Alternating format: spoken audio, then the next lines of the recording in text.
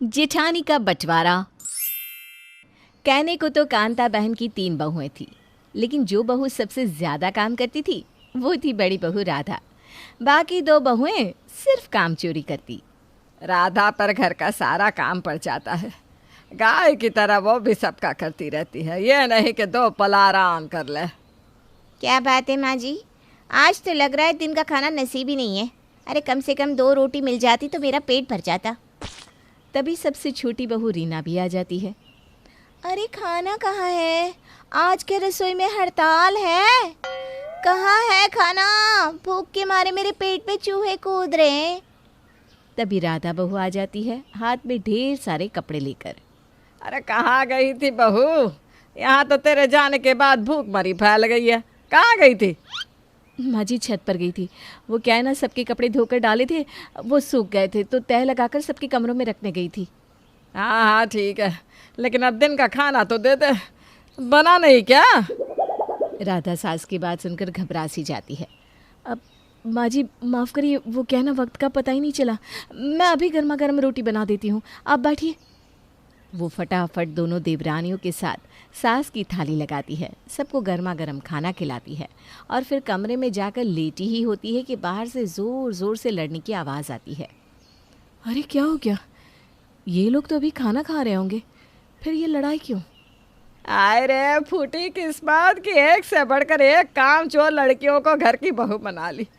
भला हो राधा का, नहीं तो मुझे तो इस बुढ़ापे में 2 रोटी के भी लाले पड़ जाए। चुप करिए आप समझी, ये आप ही की गलती है। क्या जरूरत थी 3 बेटों को पैदा करने की? और किया भी तो शादी के बाद सबको अलग अलग कर देती।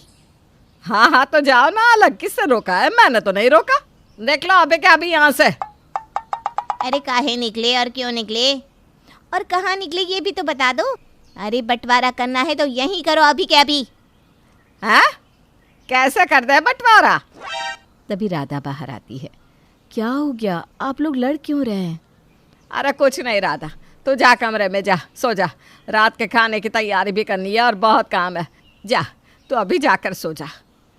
अरे लेकिन बात क्या है? बात यह है कि मैं इस चुड़ैल के साथ नहीं रह सकती। क्या कहा? चुड़ैल? रुको बताती हूँ। दोनों देवरानियाँ फिर से लड़ने लगती है। राधा सास की ओर देखती है।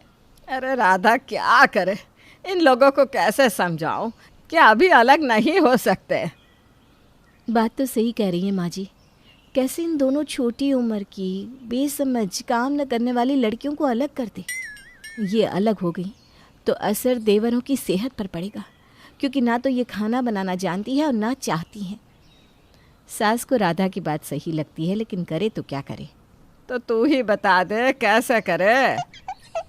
माँ जी देखिए, एक काम करते हैं, एक के साथ मैं रह लेती हूँ, एक के साथ आप।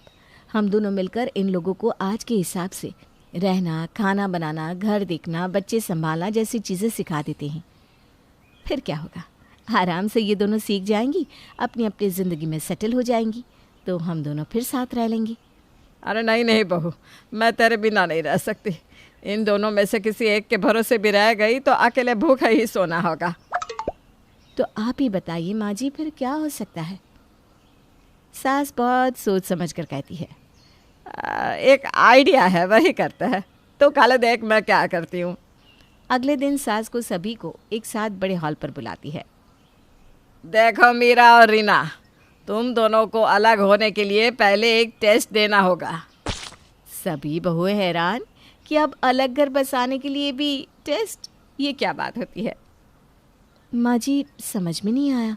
अरे तू रहने दे, तू ना समझ। वो क्या है ना, ये दोनों अलग होना चाहती है, तो क्या ये दोनों मेरे बेटों और पोते पोतियों को ठीक से रख पाएगी या नहीं, इसका टेस्ट होगा। यहाँ तो तू संभाल लेती है तो इन लोगों का गुजारा हो जाता है।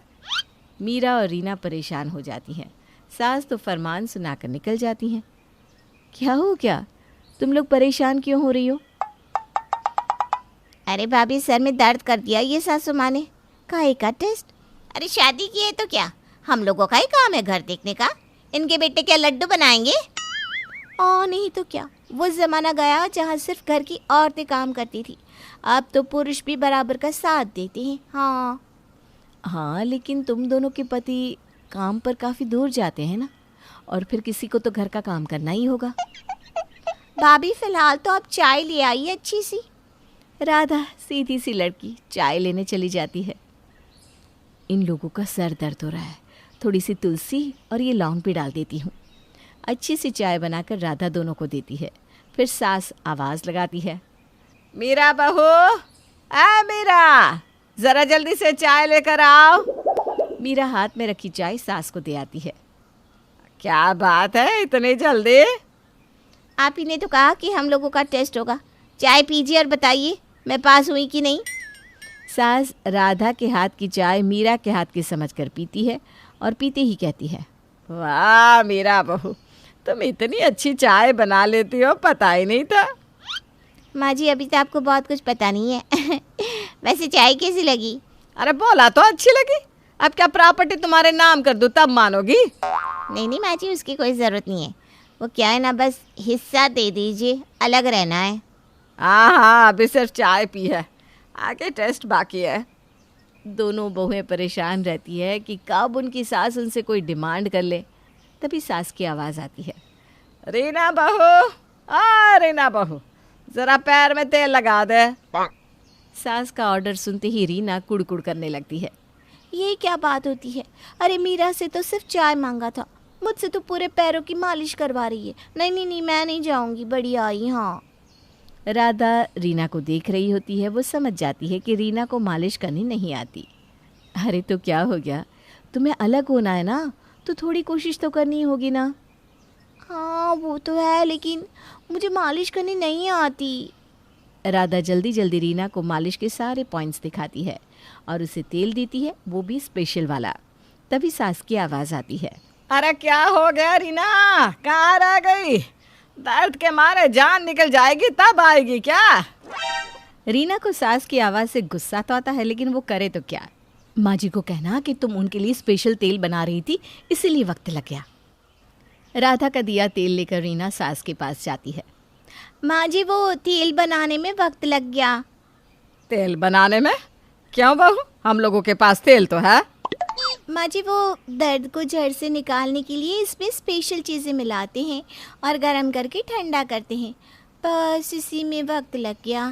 अरे वाह वाह बहू, कभी लगा ही नहीं था कि तू इतना भी जानती होगी। वो क्या है ना माँ जी, बुरा न मानिएगा, आपको राधा भाभी से फुर्सत ही नहीं मिलती। सास को रीना की बात में दम लगता है। हाँ बहू, बोल तो तू सही रही है। कल मीरा बहू ने भी चाय बनाई थी, बिल्कुल एक नंबर। एक मैं ही हूँ कि कभी तुम लोगों को मौका ही नहीं दिया। वैसे तो अब लग रहा है कि तुम लोग अलग अलग घर में बस कर रहोगी। रीना जो कि चालाक थी। सासू माँ मैं तो आपके बिना नहीं रहूँगी, आपको तो मेरे ही साथ रहना है। क्यों? सास सोच में पड़ जाती है। क्या हो गया माँ जी, क्या सोच रही है?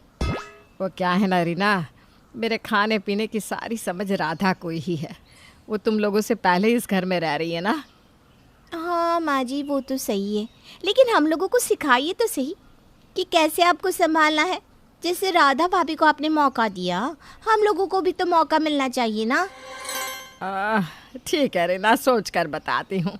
रीना बहू बाहर आती है जहाँ मीरा बहू खड़ी होती है। क्या बात है, माँ जी को साथ रखना चाहती हो? अचानक से ये प्यार कैसे? कुछ नहीं, वो क्या है ना, बड़े बूढ़े साथ में होते हैं तो घर में कृपा बनी रहती है। रीना वहाँ से चली जाती है, लेकिन मीरा का दिमाग घूमने लगता है। वो समझ नहीं पाती कि आखिर रीना कौन सा गेम खेल रही है। वहीं रीना फ़ोन पर अपनी माँ से कहती है, माँ मैंने तो सास को मक्खन लगा दिया है, वो मेरे साथ रहेगी तो सारा काम करेगी। वरना मुझे तो तूने क्या ही सिखाया है।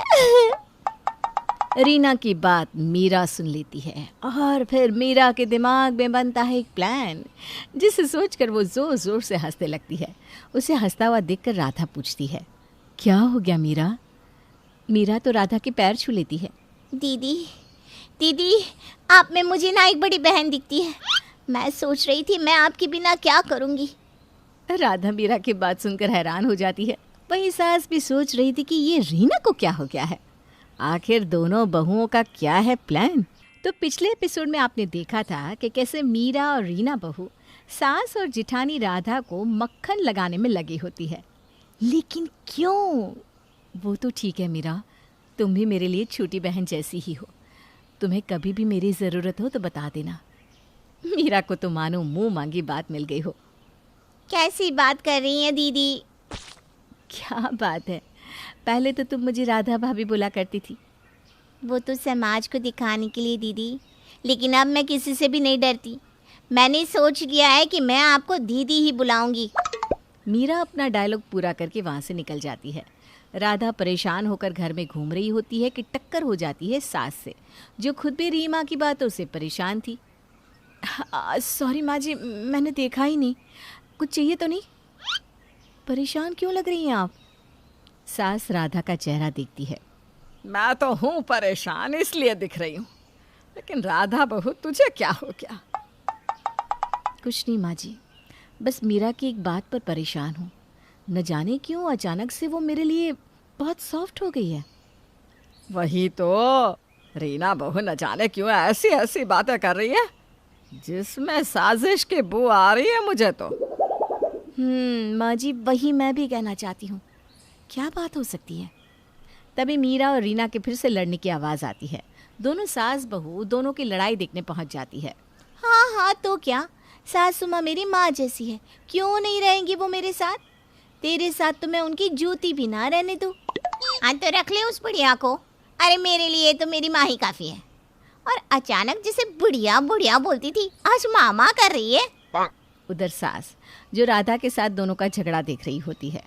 बुढ़िया बहू, मैं बुढ़िया कहाँ से लगती हूँ? अरे नहीं नहीं माँ जी, आप कहाँ बुढ़िया हैं, बिल्कुल भी नहीं। तभी मीरा की आवाज़ आती है। मैं तो दीदी के साथ रहूँगी। दीदी में मुझे माँ दिखती है। जैसा नाम वैसा आचरण, राधा जैसा। रीना मीरा की बात पर जोर जोर से हंसने लगती है। जिसे कल तक पागल घुसट बोल रही थी, आज वो दीदी लग रही है। राधा को रीना की बात पर गुस्सा आता है। माँ जी, मैं पागल हूँ क्या मैं? अरे नहीं बहू, तूने तो इन दोनों की लुटिया इस घर में डूबने से बचा रखी थी। नहीं तो ये दोनों तो एक नंबर की लड़ाकी है। चलो इन दोनों से बात करें और जानने की कोशिश करें कि माजरा क्या है। तो दोनों मीरा बहू और रीना बहू के पास जाती हैं। क्या बात है, तुम दोनों के प्लान्स क्या है? क्यों इतनी तारीफ हो रही है मेरी और सासू माँ की? दीदी, आप तो हो ही तारीफ के काबिल, तो क्यों आपकी तारीफ ना करूं? क्यों?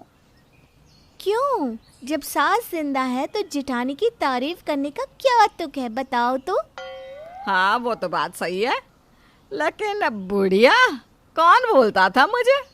अरे तुम लोगों की बड़ी बहन है, मेरी उम्र की है, बढ़िया आई। सासू माँ बिल्कुल सही बोल रही हैं आप। बुढ़िया तो बिल्कुल भी नहीं। मेरी बड़ी क्या, मैं तो बोलती हूँ कि मैं भी आपसे कम से कम 2 ही साल छोटी लगती होंगी। ठीक है, लेकिन ये सब नाटक क्या है? दीदी चलिए ना आप यहाँ से, इन लोगों के साथ हम लोगों को नहीं रहना। क्या बोल रही हो मीरा? ये मेरी सास है, माँ है मेरी। नहीं, वो सिर्फ मेरी माँ है, मेरी। और वैसे भी राधा भाभी, आपकी चालाकी सबके सामने आ गई है।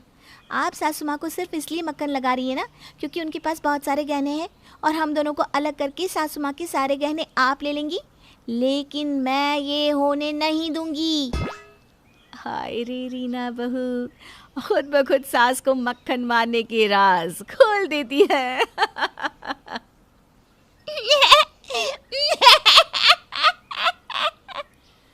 तुझे क्या हो गया? तू क्यों पैसेंजर ट्रेन की तरह हंस रही है? इस रीना को ये नहीं पता कि आपने पहले ही सारा जेवर राधा भाभी को दे दिया है।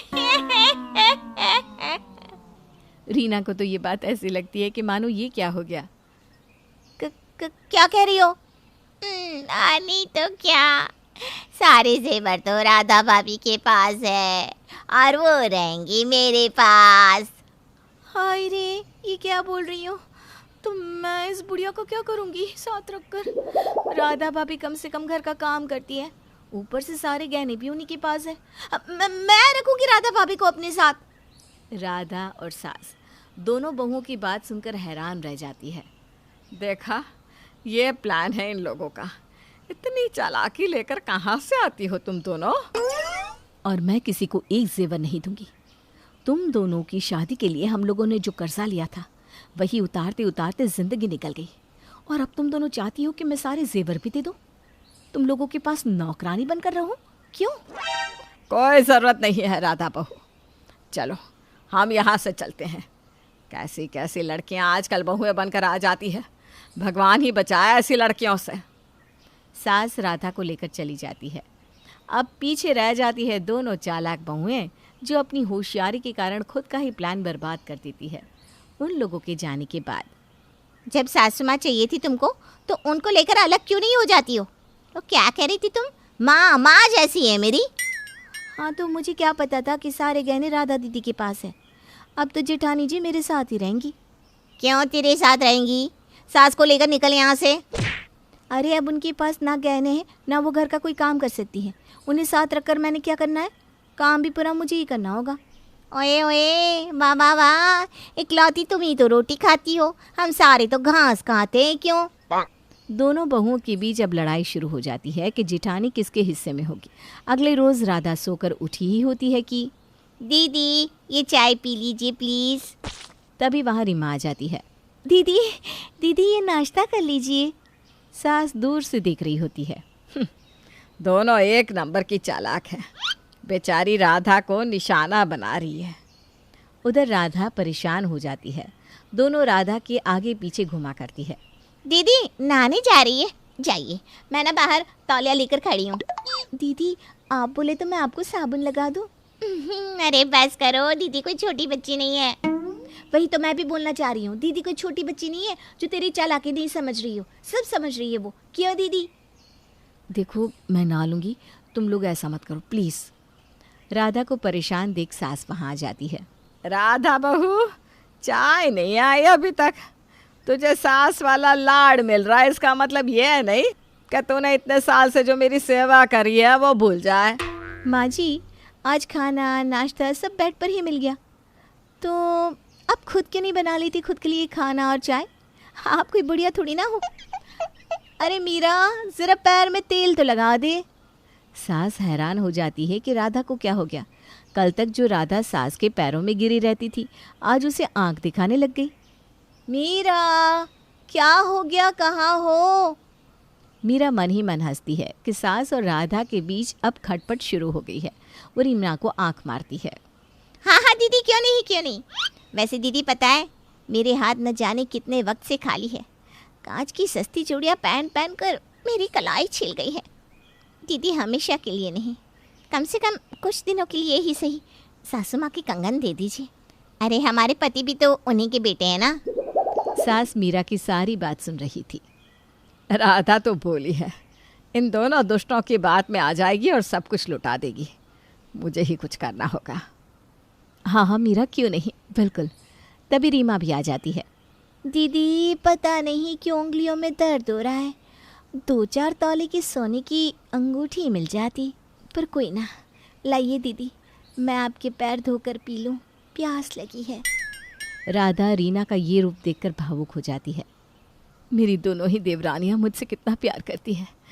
मैं अभी सारे के सारे गहने इन लोगों को दे देती हूँ। सुनो तुम लोग, मैं ना सास के सारे गहने तुम्हें दे रही हूँ।